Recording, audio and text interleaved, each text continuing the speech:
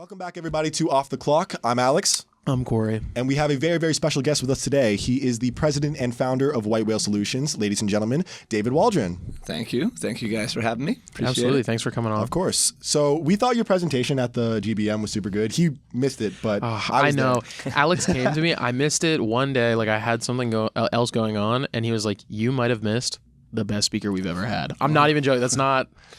It's not just because you're here. Mm-hmm. Yeah, because I think it's important that we get people with like charisma at our speakers, because like I respect all the speakers that we've had, but some people definitely they're there because they're knowledgeable, not necessarily because they're good at presenting. So it's nice to have a certain amount of energy and keep that going. So how did you end up getting started, for the people who don't know? How did you end up getting started with entrepreneurship and doing Founding Whale? Sure. It was a passion of mine ever since I was a kid to be my own boss, and that was a big part of it. Post-college, I started out in Nielsen in New York City working for a very big company, and realized fairly early on I did not like working for a big company. Lots of layers, lots of politics, lots of questions that you red tape. Red tape everywhere.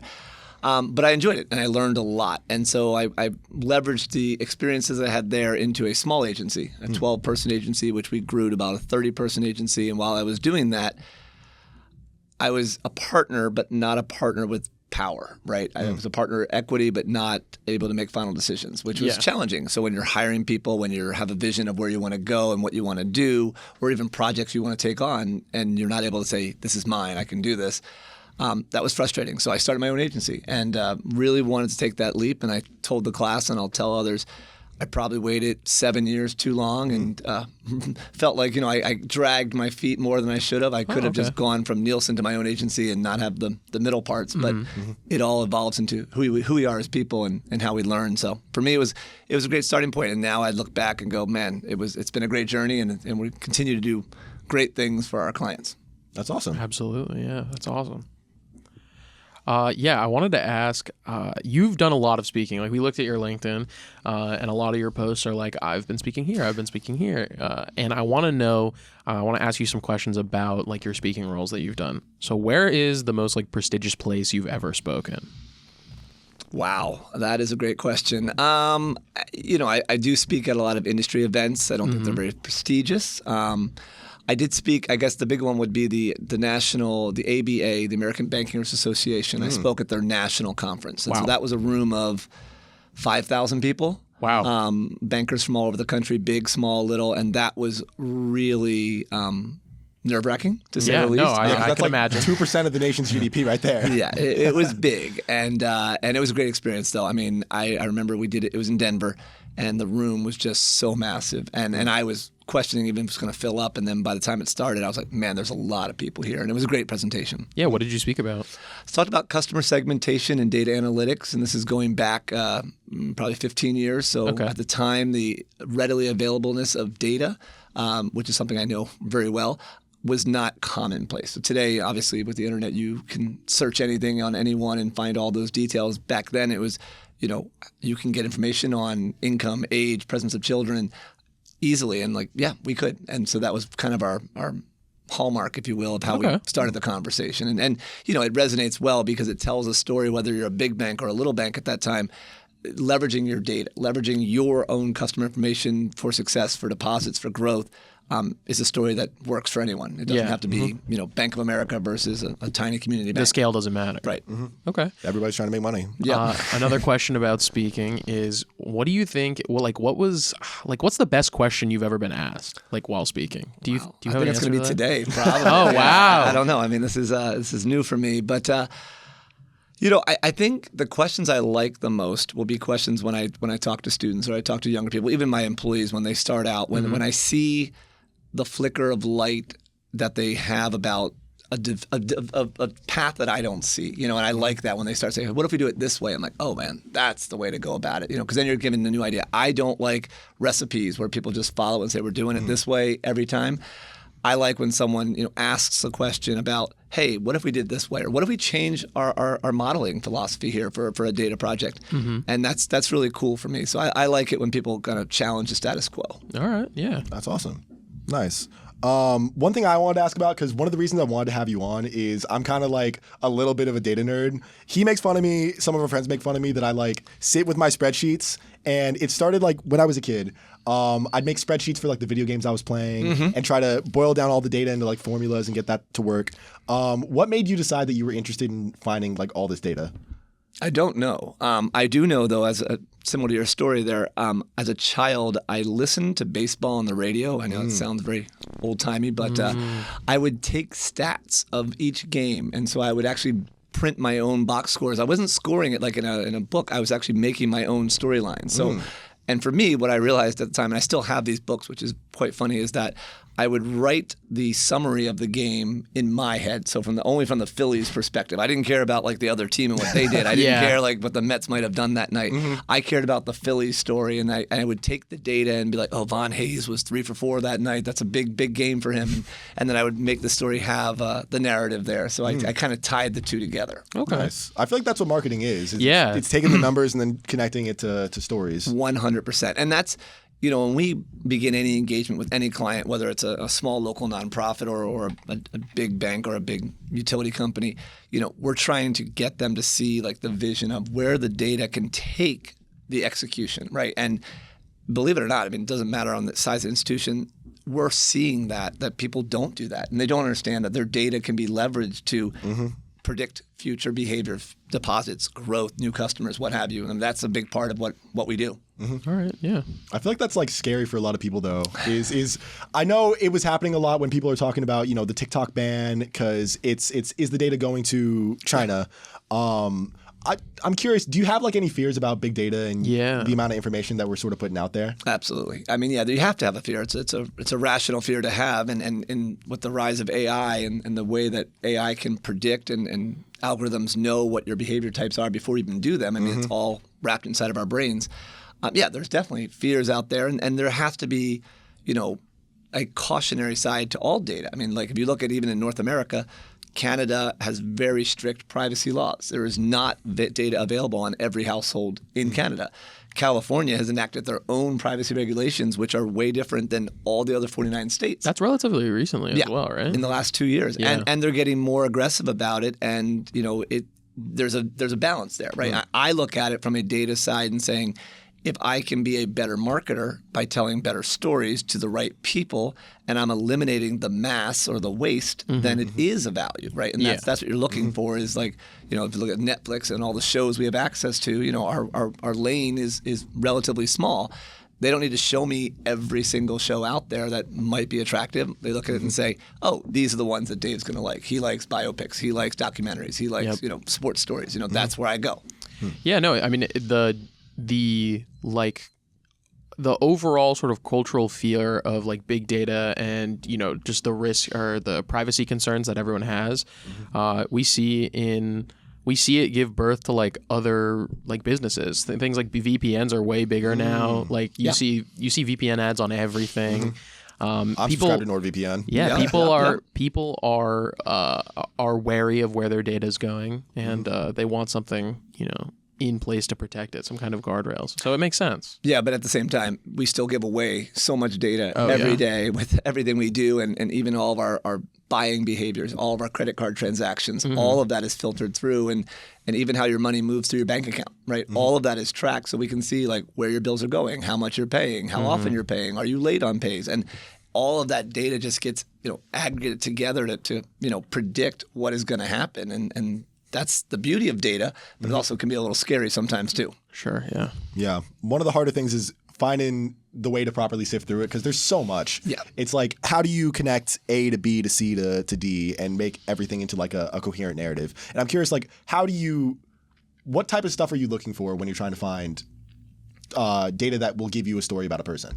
Yeah, I mean, the problem is the list is thousands and thousands of variables that are available for us, and for any data project, we want to kind of hone in on what are the salient ones, what are the ones that mean the most to us, that are going to predict the most behavior. And I'm old enough to know going back in time that, age, income, presence of children was all you needed from a banking perspective to determine what was going to happen. Obviously, if you have kids, you're probably going to buy a house. If you're buying a house, you're probably going to get a mortgage. If you're getting a mortgage, you're probably getting a car. If you're getting a car, you're probably getting a college education at some point. It all American dream. Yeah, it all follows through. But today, when we look at the data points, we try to use a wide net and then narrow that down based on modeling and algorithms to kind of predict what is going to happen and what's going to be the most salient variables to use, and then leverage those and then analyze those. And we just did this recently for a nonprofit here in Tampa, where they were doing their annual fundraising goal of $200,000, and we looked at their data from the last 5 years. And it was amazing to me. Now, this is a nonprofit. There's amazing work in our community. And I was asking them, okay, so what are you going to do with this data? What are you going to do? We're going to mail 500 people. I'm like, you're going to mail 500 people. You've got 13,000 people who've donated to you. Have you analyzed that data? No, we never looked at the data. I'm like, okay, let's play. Let's have some fun in the sandbox here, right? Yeah. So me and my team, we start looking at the data, and we look at 13,000, net that down to 7,000, locally viable people that have mailing addresses on them as well as an email address, because we want to use multi-channel. And then we started playing with it. Like, well, look, here's this group, this super group, as we called it, just fun names, right? Super group. They donate $1,000 on average, right? Now, if your goal is $200,000 and you've got 600 of them and they donate 1,000, like, they weren't even going to be mailed to. Like, they were missed in the mailing. So for us, we start playing with it. And I honestly, I get really geeked out when that happens. So I start playing with like, oh, look at this.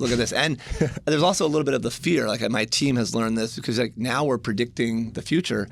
You got to hope it comes through, right? You got to hope that the campaign is a success. And, past behavior is going to tell us that it is going to be a success. And we also grew their audience from what was going to be a 500, 600 piece mail part of it. They were going to email everybody. But these people have already heard of the charity. They've already donated before. They've done the past behavior. They're already way far ahead. And now it's like, let's ascertain how much they've given and who could actually give more, and then overlay the demographics like IPA, which is income producing assets, or net worth. And now you go, oh, this guy giving 1,000, that's wonderful, but he actually can give 10,000. Let's really talk to him. Or maybe the president of the charity calls directly and says, hey, we thank you for your time and donation, but we're doing a big campaign this year. And my team's goal and my goal is to knock their socks off, right? Like, take that $200,000 goal and make it $500,000, right? Now they're going to do more services for more people and more good in our community. And it's like, that is a win-win for everyone, including our team. Absolutely.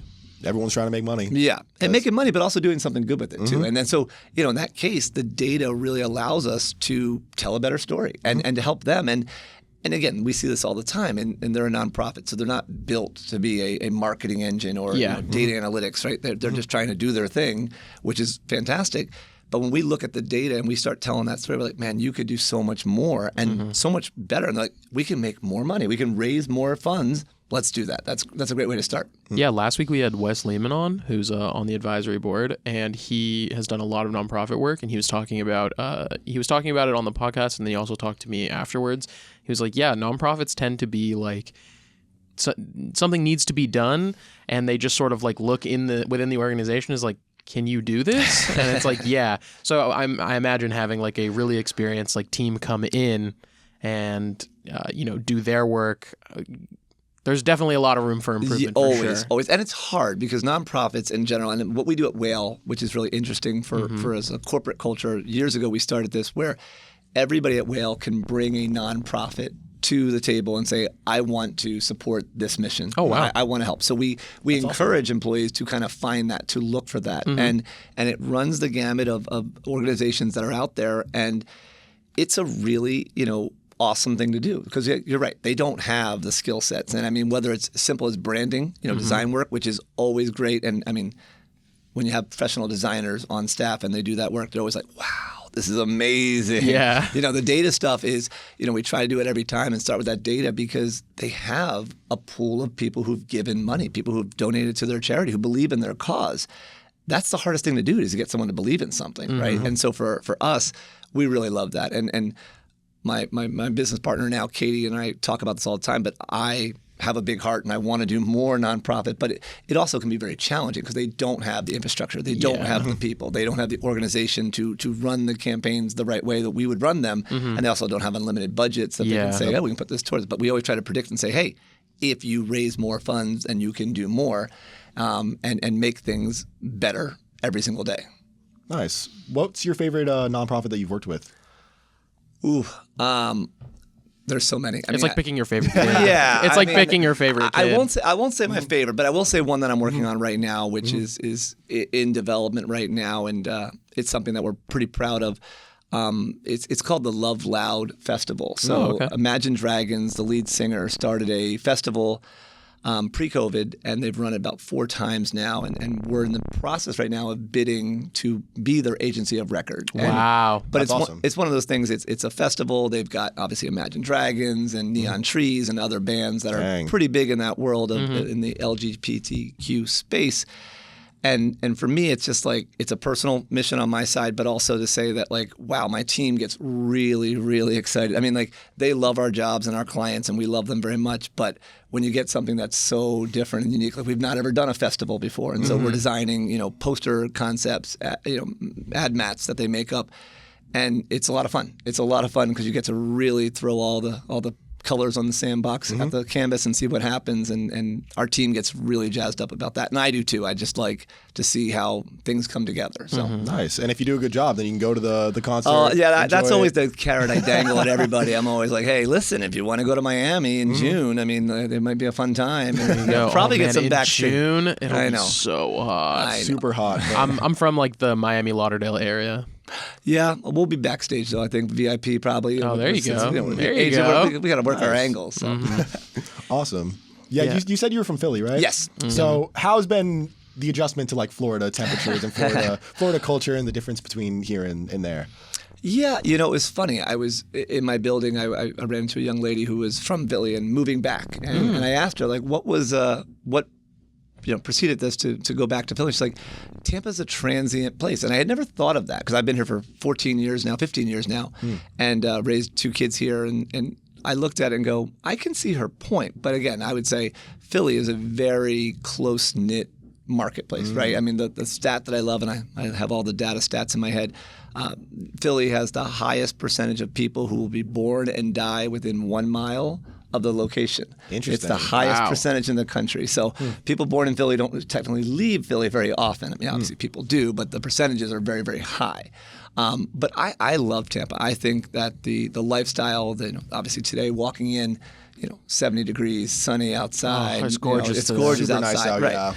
Yeah, and so for me, I like that, and it also allows you to, get outside and be a little bit freer than, friends of mine in the Northeast right now are dealing with snow and dealing with cold weather and rain, and like that's all well and good, but I need to see the sunshine. Yeah, and we can go to the beach. Yes, like basically whenever. Yes, that is true. Yeah, no, you're from Philly. You said you're also a Phillies fan. Yes, very much. Yeah, I don't know anything about the Phillies, but I saw you had it on your notes. Yeah. So, do you follow like Philadelphia sports, like basketball? Sure. I follow. Yeah, I'm a diehard Philadelphian. So if Philadelphia is playing anybody, I'm rooting for Philadelphia. Right. So I heard the Sixers are like starting to get like a little decent because who do they have? They have Joel Embiid. Embiid. Well, yeah, they're in a little bit of a predicament. They're the interesting team that has all the stars, right? They've got 3. The big 3, as they call it in basketball, but they're not playing well, and so it's a question of, is it leadership, is it dynamics, is it what is happening there? And as a business leader in my own organization, I look at it and go, I've got some all-stars on my team. There's no doubt about it, and I've got some great role players. It's a constant battle to keep everything moving and keep everybody in sync and making sure we're all on the same page, and that takes a lot of work. And so I think they'll pull it out. I'm very confident they've got 3 of the best players. Yeah, and they got a Rookie of the Year candidate from what I've heard. The guy from Duke. Yeah, that's McCain is a great little player, and so it's nice to see. Nice. Yeah. See, I'm a Boston fan because I know. Don't worry, the feeling's mutual. We're trying to go for a 3-peat, and I think we're going to get it. Yeah, but you guys just have won so many championships across all the sports. It's not just basketball. We got basketball now, but then we had the Patriots going on their spell for a while with Brady, and then Brady came down here, which is. I was beefing with him for leaving the Patriots personally. Yeah, even and then though he showed up to your city. He did, yeah.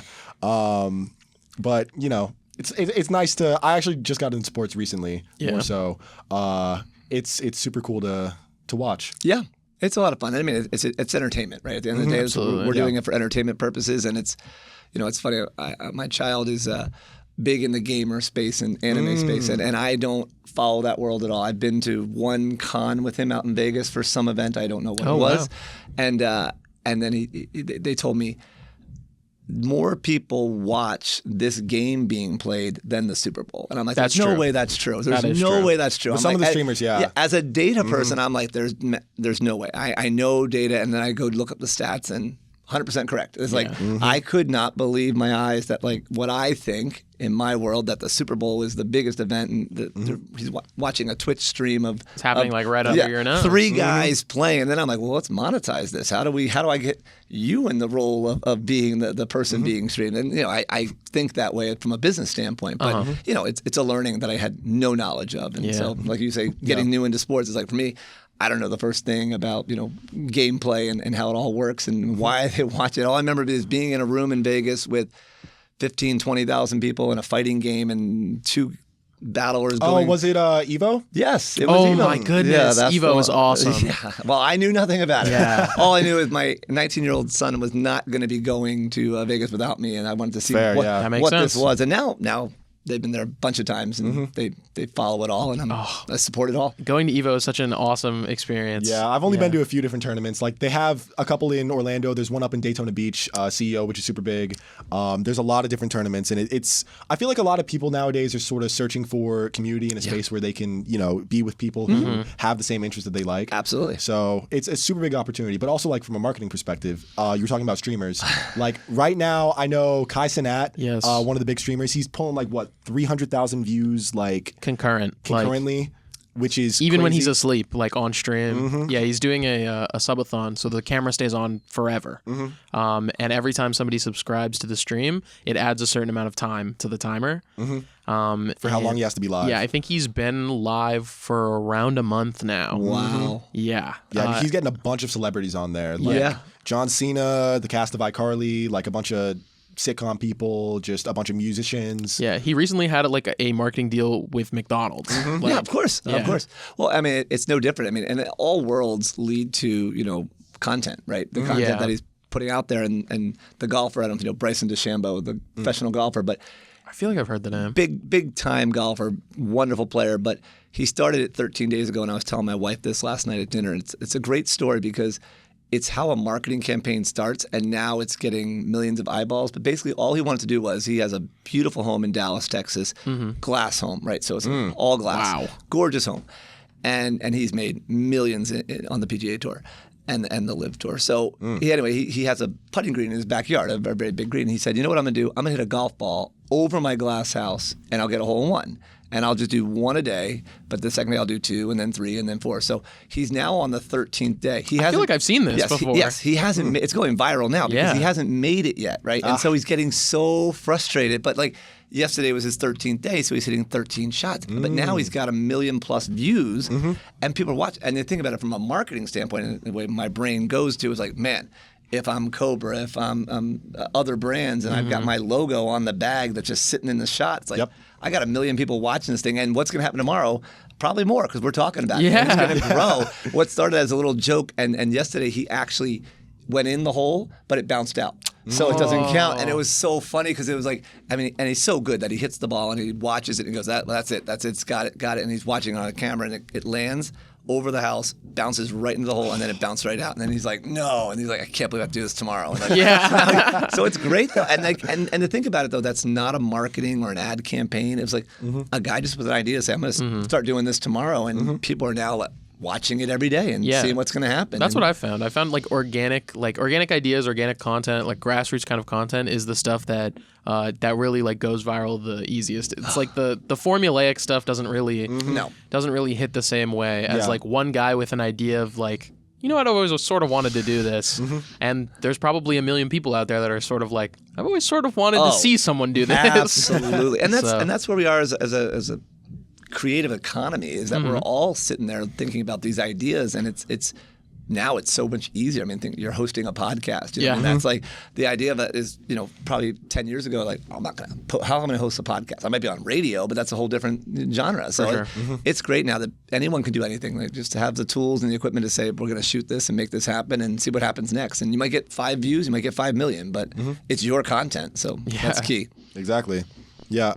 So because there's so many people like in the space, and I feel like there's a high level of cynicism in the sense of everyone can sort of see through because everyone knows the tips and the tricks of, how to go viral, and they're watching YouTube videos all the time, or they're seeing the posts on Twitter and Instagram and whatever. It can be really difficult to stand out and sort of make an impression. Mm-hmm. What would you say are some good ways that you found to really stand out in the modern marketing marketplace?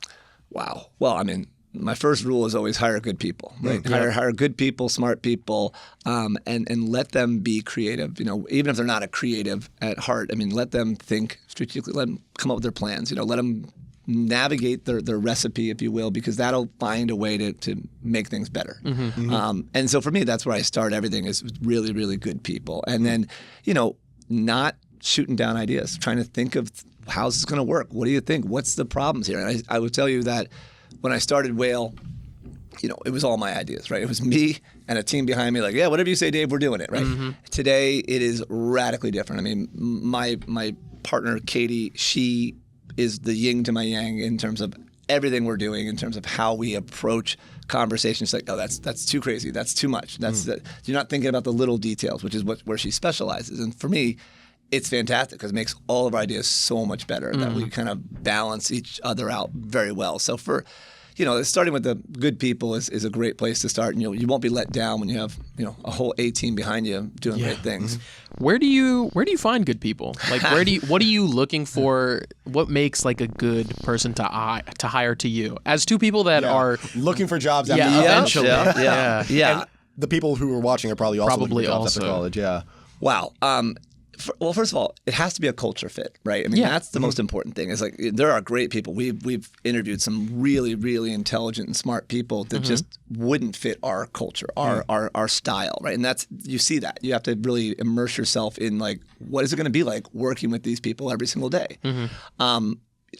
I always will tell that like resumes, interviewing are two of the hardest things to be truthful about. Yeah. First of all, AI can write a resume now better than anything, and I don't know how teachers are doing that with all the AI work out there, like how your professors allow It's tough you. from what I've heard. Yeah. I mean, I can't imagine, other than saying write a story about anything, and ChatGPT does the same story every time about a girl in the woods. Like it always starts that way. Yeah. But for me, it's like I look beyond the resume and I look beyond the interview process. We use an assessment at Whale.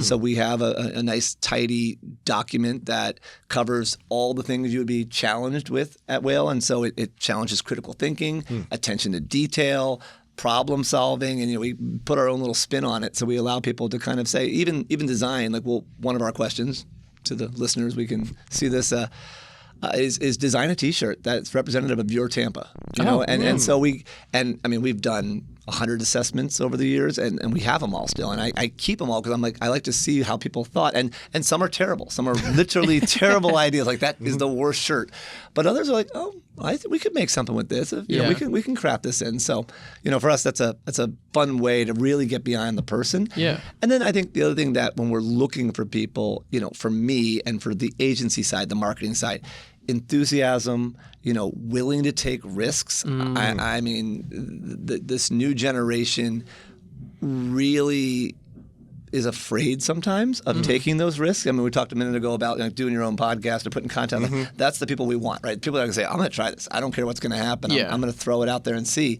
I see a lot of, I don't want to lose the client or it's going to be bad. It's like, we're not going to get good results. I'm like, you got to try. You got to try. And then, having a sense of direction, your own personal direction, not my direction or what Whale's direction is, but like, where do you want to go? What do you want to accomplish? What Personally driven. Yeah.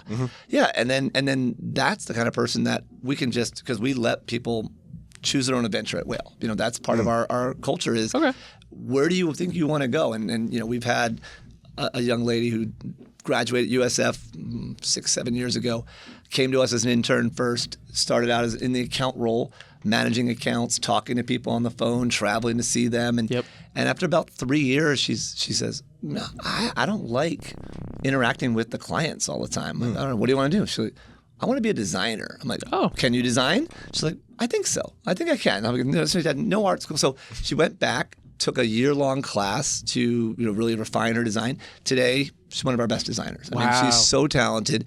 She works in a way that is amazing. Her speed, which in the design space is sometimes tough, to get those ideas out there. She can process, and I think her account side gave her a lot of that insight to say, oh, I know what clients are looking for, or I know the idea here, and she just comes to the game every time with great ideas and knocks them out. So it's always fun. So we started her in one role, and then she saw the vision of like, I can do this over here, and I would be happier to do that. And so great if I can be a part of that and have a good person who enjoys her job and wants to grow and wants to do more. And now she's saying, I think I want to lead people. I think I want to be in charge. I'm like, okay, great. Well, let's figure out what that role looks like. And being a designer, but also leading other designers or being in charge of a set group of people for ideas. I'm like, let's go. I don't want to stop anyone or slow anyone down from the process. I am all about how can you push your ideas out there and how can you help us be successful and build a good culture. Good results from our clients, get paid for once in a while, get some of that money. Always the good part. Yeah, I got to have that too. And then also, at the end of the day, have a team around us that we all support each other. And that's a big part of it because you got to all work together every single day.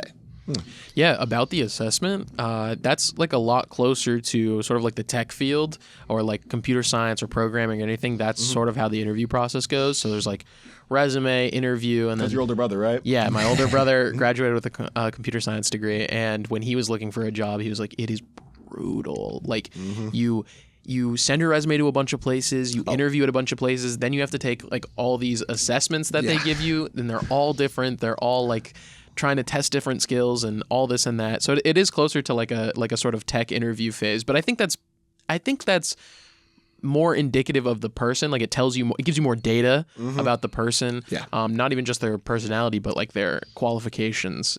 See if they're really all that from the resume. Yeah. Well, and that's the thing. Every resume I've ever read says attention to detail. And then there's a piece of art in my office because I'm a big analytics guy, so I use a lot of data tools, but I always ask, like, how are you with Excel? Like, can you work with Excel? Oh, yeah, I'm good with Excel. And so the poster that they bought me at the office just says, remember that time when you lied about knowing Excel on your resume? Yeah, it's like, it's exactly right. Because then I get in, I don't know how to do that. What's a VLOOKUP? I'm like, VLOOKUP, come on, that's like 101.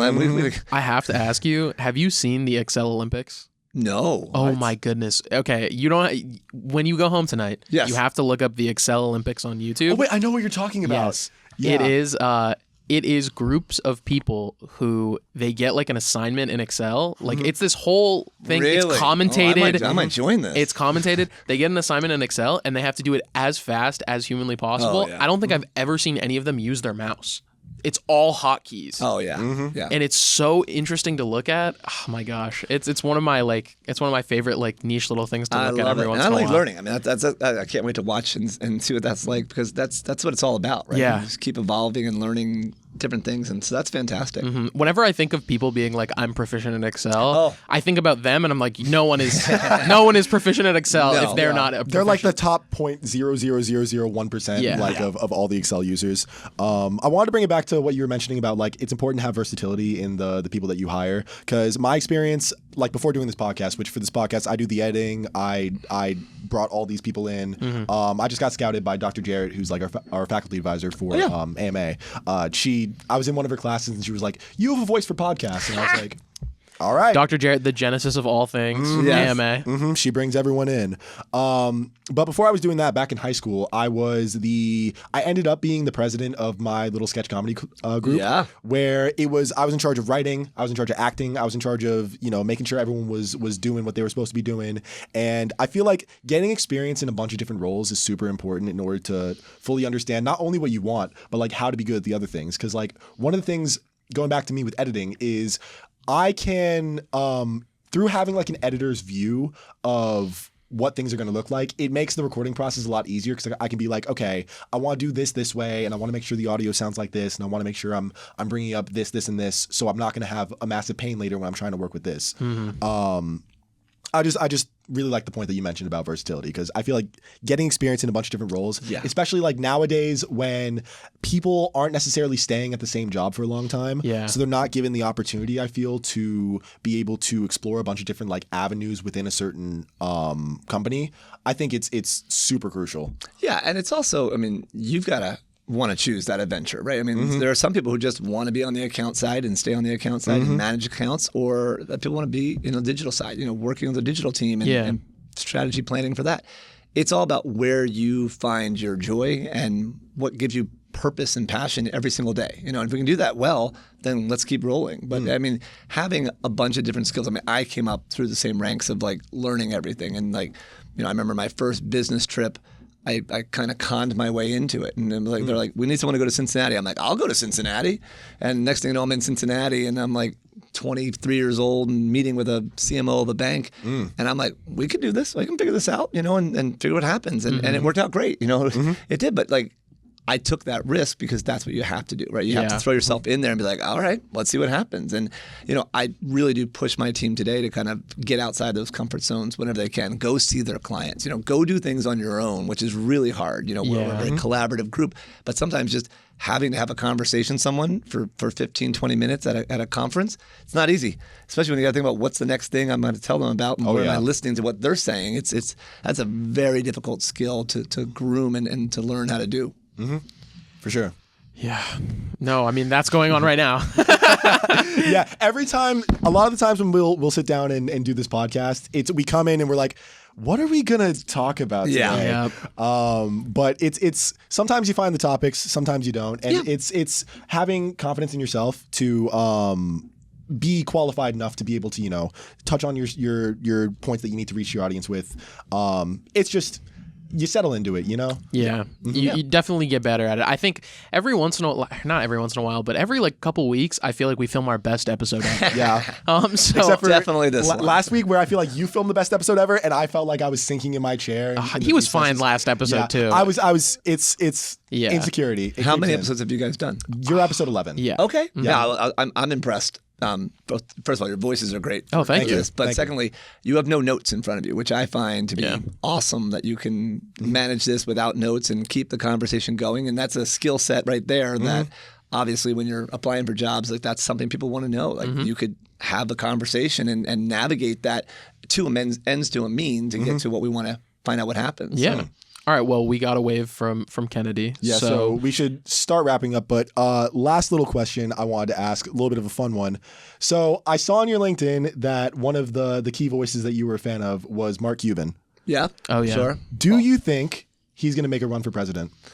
Ooh, political question. I don't know. I don't think he will. I think to run for president takes a lot away from what you can and can't do. And so I think in his case, I think he's pretty well set in his ways. He's got all his business empire. He has his foundations. He does all the work he does. I know he sold part of his stake in the Dallas Mavericks. I was going to say, how awesome would it be if the president also owned the Mavs? America's team. Probably America's team. Yeah, the new America's team. Yeah. I don't think he will. I think that for him, personally speaking, it would be not worth the investment to do. I mean, I think I agree. It's a thankless job to begin with. I mean, I was in politics for a very short 3-year stint, and I ran for office, won my office, and then hated every minute of it for 3 years until I finished out my term. I was like, this is the worst thing you could ever do. And I think, it's funny. Some people can.